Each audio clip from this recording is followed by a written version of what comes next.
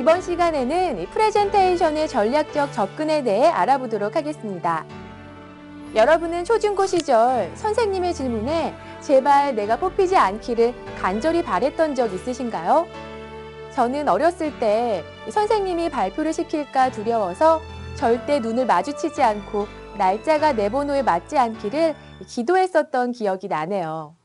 어렸을 땐 사회에 나가면 괜찮겠지 했는데 오히려 더 많이 프레젠테이션 상황에 놓이게 되더라고요. 입사 면접, 업무 보고 등등이요. 더 이상 나를 드러내지 않고 상대방의 의견만 수긍하는 시대는 이미 지난 지 한참인 것 같습니다. 그만큼 프레젠테이션 능력이 중요해진 거겠죠? 자, 그럼 이번 시간에 우리가 어떤 목표를 가지고 학습해야 할지 알아볼까요? 이번 시간의 학습 목표는 프레젠테이션의 개념 이해와 핵심 요소 파악, 프레젠테이션 스킬의 중요성 이해, 전략적 프레젠테이션의 의미와 접근 방법 이해입니다. 여러분, 학습이 진행되는 동안은 학습 목표는 꼭 기억해 주세요.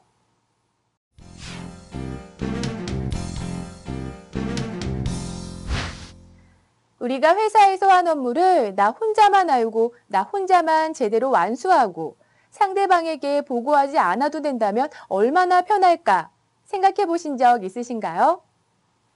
그렇지만 사회생활을 하다 보면 보고를 통해 내 실적을 알려야 하고 영업을 해야 하는 경우가 대부분이죠. 우린 절대 프레젠테이션과 동떨어질 수 없다는 이야기입니다. 이제 우리가 왜 프레젠테이션 스킬을 알아야 하는지 감이 오시나요? 자, 그럼 지금부터 그 이유에 대해 알아보도록 하겠습니다.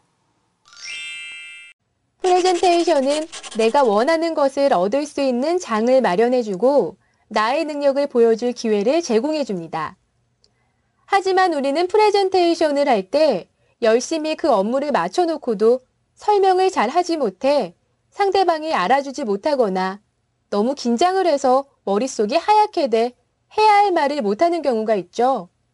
반대로 하고 싶은 말이 너무 많아서 일일이 다 설명해 주다가 시간이 부족해 정작 꼭 해야 하는 이야기를 하지 못하는 경우, 그리고 아무리 좋은 제품이 있어도 상대방을 설득하지 못해 그 제품을 판매하기 어려운 경우 등을 경험해 보신 적 있으신가요? 이렇게 프레젠테이션을 성공적으로 마치지 못했다면 우리가 감당해야 할 손해는 그 크기가 어마어마할 겁니다. 같은 일을 했다 하더라도 그것을 어떻게 잘 보고하고 상대방에게 전달하느냐에 따라 승진, 업무 성과, 실적 등에도 반영이 되기 때문에 우리는 커뮤니케이션 스킬을 잘 알아두어야 합니다. 우리가 프레젠테이션을 하는 이유는 글이 아니라 말이 필요하기 때문입니다. 하지만 몇몇 사람들은 프레젠테이션을 할 때 준비한 원고를 글자 하나 틀리지 않고 똑같이 발표하는 경우를 종종 보게 되시죠? 이것은 잘못된 프레젠테이션 스킬입니다. 우리가 프레젠테이션을 하는 이유는 글을 똑같이 읽어주기 위함이 아니라 상대방에게 말로써 전달해서 설득을 하기 위해서입니다. 오히려 원고와 동일한 프레젠테이션은 하지 않는 것이 바람직할 겁니다. 다시 말해 프레젠테이션을 할 때는 철저히 청중과 함께하는 양방향 커뮤니케이션을 통해 설득하는 프레젠테이션이 되어야 한다는 것입니다. 우리가 왜 프레젠테이션 스킬을 알아야 하는지 이제 아시겠죠? 앞으로 여러분은 프레젠테이션을 통해 내 능력을 충분히 보여주고 말로써 상대방을 설득할 수 있는 발표자가 될 수 있을 것입니다.